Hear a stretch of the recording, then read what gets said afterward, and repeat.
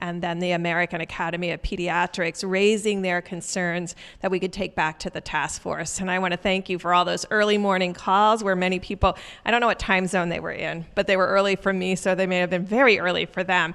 And I think from the very beginning, they wanted to raise the awareness of the whole child, where COVID-19 was one part of the analysis, but not the complete analysis, where we would look past the one dimension of COVID and public health to the multidimensional lives of children and their families for emotional, physical, and really comprehensive health that really occurs oftentimes within the setting of our school systems. So it's really my pleasure to have Secretary Azar and Secretary DeVos, who through this entire stress of the last 5 or 6 months have been focused on this particular area. So I want to give them a moment to give their opening comments, and then I have some questions for them that hopefully also reflect the questions that you have for them.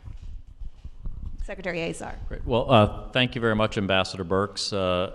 So thanks to what Ambassador Birx, President Trump, Vice President Pence have done over the last 6 months through this historic response to this unprecedented pandemic, we have the tools to get back to work, back to school, and back to healthcare. So we're talking about the middle one today, which is we can get back to school. We can do so safely if we all think smart, if we accept our individual responsibility and our collective responsibility to act within a smart framework.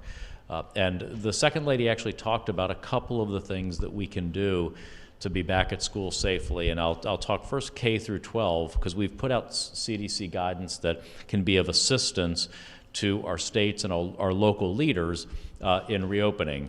And along those lines, I want to emphasize something the Vice President said to our nation's governors just a couple minutes ago, emphasizing a point that Dr. Redfield, our CDC director, made.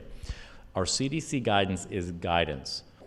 When it comes to reopening our schools, nobody should hide behind CDC's guidance as a way to not reopen schools. Our guidance is to enable